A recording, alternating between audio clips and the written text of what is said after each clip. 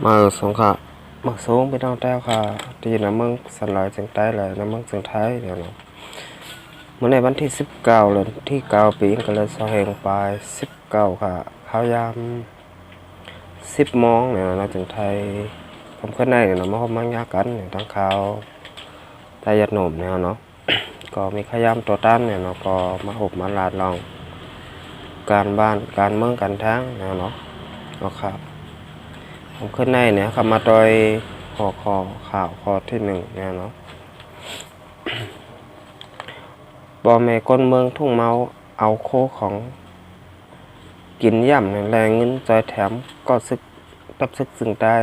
RCSSSSA เนี่ยเนาะจำหนังยังอ่านบ่แม่คนเมืองทุ่งเมาไว้นั่นเสนเนาะเลยเอาเงินแหลกโคของกินย่ำตั้งหนำจอยแถมบันตับซึกสึงได้ RCSSSSA เนี่ยเนาะอันปักเศร้าไว้ตีจึงได้ปอดห้องให้เลยเปลี่ยนแห้งใจลองก้ำจอยแถมตีก็ศึกในเย้าเนี่ยเนาะเมื่อวันที่17หรือวันที่9ปีก็เลยสอแห่งปลาย19ปอเมคนเมืองทุ่งเมาอันเหตุการณ์มีจือจุ้มไม่ว่าจุ้มตุ่มก้อนคำให้เอาเงินมัน746,000เหงเปียเนี่ยเนาะจุ้มโฮมแห้งเลือดไต200,000หาเหงเปียเนี่ยเนาะซุ่มเพิ่มหมักทุ่งเมาแลปกโกส่วนโตใจจำยุ่นทุ่งเมาไหลห่มกันเอาเงินมัน300,000เปียเสเนาะจอยแถมปันตับซึกสึงได้ RCSSSSA ปักเศร้าไว้ตีจึงได้ปอดห้องเนาะตาหาสื่อมออังกอในเย้าเนาะแล้ววันเดียวกันไว้หนังเก่าซุ่มสายซึกแล้ววันเดียวกันไว้หนังเก่าเนาะซุ่มสายจอมเพิ่งทุ่งเมาไล่เอาซอกดินเคลแหล่ของกินย่ำตั้งน้ำเนาะใจแถมปันก็ซึกตับซึกสึงได้ RCSSSSA แทงในเย้าเนาะอันมีอันปักเศร้าไว้อยู่ที่นั่นจึงได้ปอดห้องเนาะก็มีพี่น้องแต้วคาเนาะจุ่มได้พร้อมกันเนาะหลายๆจุ่มเนาะเอาเงินตองจอยแถมปันเนาะตับซึกจึงแต้วคาเนาะตับซึกจึงได้ RCSSSSA เนาะที่นั่นเมืองซึ่งได้ปอดห้องเนาะเพราะว่า พี่น้องแต้วเนี่ยก็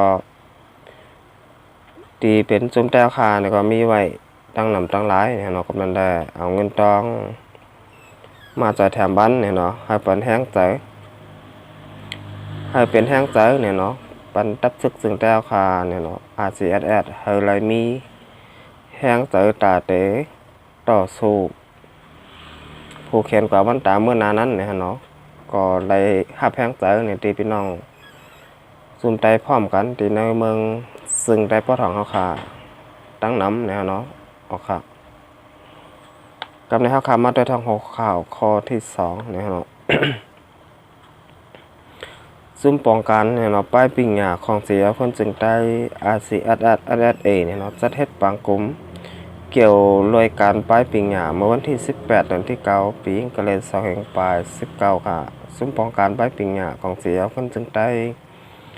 RCSSSA เนาะจัดเฮ็ดปางกลุ่มเกี่ยวรวยการป้ายปิงหยาตีวัดแก้วหมุนเจ้าตี1หน้าทำง่ายเจเวงเมืองกึ่งจึงได้ปัดจานบานไหนเนาะในบางกลุ่มในมีภูมิพลพรจุ่มป้องการป้ายปิงหยาของเสียคนจึงได้ RCSSSA เนาะหัวข้อที่1เนาะเกี่ยวเลยลอง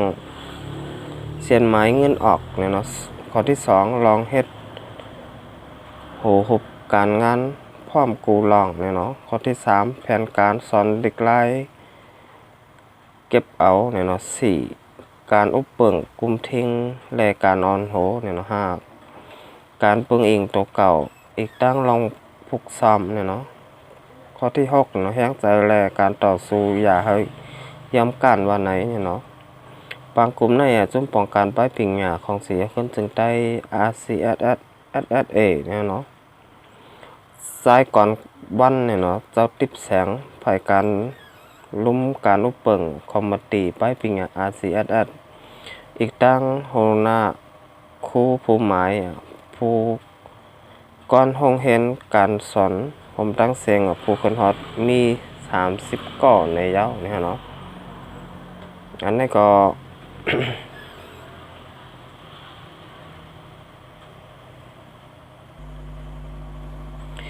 อันนี้ก็เนี่ยเป็นเปลี่ยนเมื่อวานเนี่ยเนาะวันที่18เนี่ยเนาะวันที่18ในไอ้ของสีเอาคนจึงใต้เนี่ยเนาะไปปิงยาเนี่ยเนาะก็เลยทบก้นเมืองเนี่ยเนาะที่เซเว่นเมืองกึ่งที่1เนี่ยเนาะก็แล้วว่าเป็นข่าวดีเนี่ยเนาะข่าวดีที่พี่น้องชาวเมืองสนจึงใต้คาเนี่ยเนาะที่เลยเห็นหูลองการบ้านการเมืองการศึกเนี่ยเนาะการกุเจอกุลองเนี่ยเนาะสังว่าเขาคาเป็นคนใต้เหมือนกันเนี่ยเนาะมาสอนกันเนี่ยก็เจรีทางเมียวหนึ่งเนี่ยเนาะก็พ่อคาเป็นคนใต้เหมือนกันเนี่ยเนาะความป้องกันเนี่ยเนาะมาอบมาลาลองการบ้านการเมืองการศึกกันเนี่ยเนาะก็เรียกว่าเป็นรองลี้เนี่ยเนาะเตียนภายปิงหยาเนี่ยเนาะของเสียคนจึงใต้เตียนได้มาทบเนี่ยเนาะอุบโอกันเนี่ยทั้งพี่น้องคนบ้านคนเมืองคาเนี่ยเนาะพบกันฮอดมี30เกาะเนี่ยเนาะ30เกาะก็เลยว่าเป็นรองลี้เนี่ยเนาะของเสียขึ้นถึงใต้เนี่ยตับซึกถึงใต้อาเซียแอดโคไลจอยเหลือจอยแถมพี่น้องคนบ้านคนเมืองคามาอยู่กูเข่งกูย่ามเนี่ยเนาะกูลองเนี่ยเนาะ เฮาขายเฮ็ดลีเนี่ยก็ไรดีเนี่ยเนาะเฮ็ดให้ก็ไรให้เนี่ยเนาะมันต้องว่าพองยามมื้อแล้วเนี่ยเนาะพี่น้องคนบ้านคนเมืองเฮาค้าเนี่ยก็หูป่องตาแรงมากันตั้งน้ำเนี่ยเนาะก็ผู้อยู่ห้องภายห้องมันเนี่ยเนาะว่าจุ่มหลายเฮ็ดลีจุ่มหลายเฮ็ดให้เนี่ยเนาะจุ่มหลายเฮ็ดลีเนี่ยก็เฮาค้าบ่แม่นคนเมืองโดไลออนกันปันเอ็นปันแห้งน้ำเนี่ยเนาะแห้งใจแลแห้งเงินเนี่ยเนาะจุ่มหลายเฮ็ดลีเนี่ยก็เฮาค้าโลไลปันแห้งเนี่ยเนาะก็ว่าพอเฮ็ดลีจุ่มหลายเฮ็ดลีเนี่ยก็ปันแห้งจุ่มนั่นเนี่ยเนาะจุ่มหลายเฮ็ดลีเนี่ยก็โลไลปันแห้งเนี่ยเนาะสังมาปันแห้งเขาซ้ำเนี่ยได้เป็นมาจังเฮ้นี่เขาเฮ็ดลีเขาซ้ำกว่าปันแห้งเฮาเนี่ยเนาะเขาซ้ำแต่ไรแห้งใจเสียแล้วเฮ็ดลีกว่าติ๊กๆเนี่ยเนาะเขาขาโลไลปันแห้งใจตับเสื้อคาเนี่ยเนาะจุ่มหลายเฮ็ดลีเนี่ยก็ปันแห้งใจจุ่มนั่นน้ำเนี่ยเนาะปันแห้งใจตั้งแห้งเงินเกาหลีเนี่ยเนาะตั้งแห้งใจเกาหลีเนี่ยเนาะก็เฮ้ยตับซึกซึ่งแต้วคาเนี่ยเนาะได้ไล่เฮ็ดตั้งดีกว่าวันตาเมื่อนานน้ำเนี่ยเนาะใจเลยพ่อแม่ก็มันคนเมืองอยากให้พ่อแม่ก็มันคนเมืองคาเนี่ยเลยทุกข์อยากผุดกินใจเป็นน้ำหูน้ำตาเนี่ยนะยันการเฮ็ดของตับซึกเนี่ยเนาะตับซึกบางจุ่มก็มีไว้อยู่หลายหมู่หลายจุ่มเนี่ยเนาะตีน้ำเมืองสันดาจึงแต้วคาพองยามมือเลี้ยวเนี่ยที่เฮ็ดให้พ่อแม่คนเมืองเฮาคาเนี่ยเลยทุกข์อยากผุดกินใจเนี่ยเนาะไล่เปลี่ยนน้ำหูน้ำตาย้อนตับซึกมังหมู่มังจุ่มเนี่ยนะถึงพองยามมือเลี้ยวเนี่ยก็ตึกไรทุกข์อยากผุดย้อนเขาอยู่เนี่ยเนาะกับนันได้เตไรความห่มกันเสร็จแล้วเนี่ยเนาะสู้กว่าวันตาเมื่อนาเนี่ยเนาะในเฮาคาพอเตไรวันเมืองกัดเดียนนั้นเนี่ยเตไรคัดใจห้างปล่อยห้างมันเนี่ยเนาะเอาใจใส่เสร็จแล้วเนี่ยมาพี่น้องเจ้าเคยเมืองสันดาลจึงแต่คาเนี่ยเนาะมาพร้อมห่มกันกว่าสู้พร้อมเหมือนกว่าเมื่อนาเนี่ยเนาะครับกำในเฮาขามาโดยหัวข้อข่าวข้อที่3เนี่ยเนาะหัวข้อที่3ในนี่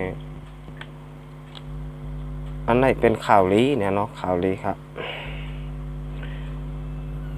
เงาตรงใต้เนี่ยเนาะลองลินห้ามแหลนเนี่ยเนาะพอถึงมาวันที่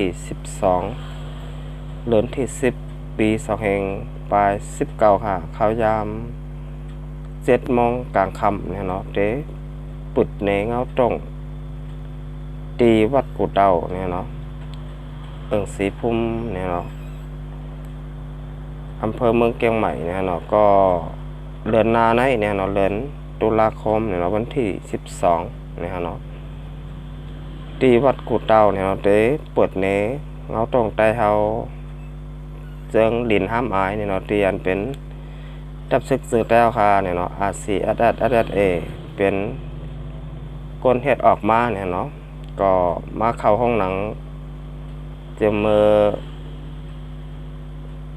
เดินป้วนยากเลยฮะเนาะกำนันได้เนี่ยพอถึงมาเดือนตุลาคมเดือนหน้าเนี่ยเนาะวันที่12เดือนที่10เนี่ยฮะเนาะ วันที่12เนี่ยฮะเนาะวันที่12เดือนหน้าเนี่ยก็กว่าต้อยกันได้เนี่ยฮะเนาะจึงลินห้ามแหลนเนี่ยเนาะไรว่าหาต้อยหยาบเต้ๆค่ะก็ว่าให้อะไรว่าหาต้อยหยาบเนี่ยอันไหนมันนำได้เสียเงินค่ะต้อยหลายๆเนี่ยเนาะต้อยกว่าต้อยหลายๆก้อยค่ะโดนไล่เสียงแปลกเสียงเงินต้อยลายค่ะเดี๋ยวมันหาที่ว่าหาต้อยหยาบนะฮะนะก็ว่าสังเฮาค่ะกับต้อยในห้องหนังนั้นจะได้เสียเงินเป็น200เนี่ยปุ่ม200ก็150เนี่ยเนาะสมมุติเฮาค่ะกับต้อยตีในห้องหนังเนี่ยเนาะอันไหนเฮาค่ะโดนไล่เสียงแปลกเสียงเงินโดนไล่เสียงเงินเสียงต้องสังเนี่ยเนาะค่ะกว่าต้อยหลายๆก้อยเนี่ยเนาะต้อยฟรีเนี่ยเนาะที่วัดกุดเต่าเนี่ยเนาะจึงลินห้ามแดนเนี่ยเนาะเตียนตับซึกซึ่งแต้วคาเนี่ยเนาะ RCSS เนี่ยเนาะเฮ็ดออกมาเป็นก้อนเฮ็ดออกมาเนี่ยเนาะอันนี้ก็ตีอันเอามาได้เปิดเนี่ยนี่ก็มีหลายหมู่หลายจุ้มเหมือนกันเนี่ยเนาะก็เล็กลายเลยเพียงใต้เป็นเกียงใหม่เนี่ยเนาะแล้วก็ผมเมื่อกันดังตับซึกซึ่งใต้เนี่ยเนาะ RCSSSA เนี่ยเนาะแล้วก็ข่าวผู้ไต่ฮอกเนี่ยเนาะก็มี3จุ้มเนี่ยเนาะผมมือกันเสร็จแล้วเดี๋ยวเอาจังลินห้ามแดนเนี่ยเนาะเดี๋ยวมาเปิดแหนพี่น้องชาวเมืองสันดอยสิงแต้วค่ะเนี่ยเตรียมมาเหตุการณ์อยู่ในเมืองสิงไทยเวียงเกียงใหม่เนี่ยเนาะก็กว่าต้อยกันได้เนี่ยเนาะวันที่12เนี่ยเนาะวันที่12เดือนหน้าเนี่ยเดือนตุลาคมเนี่ยเนาะก็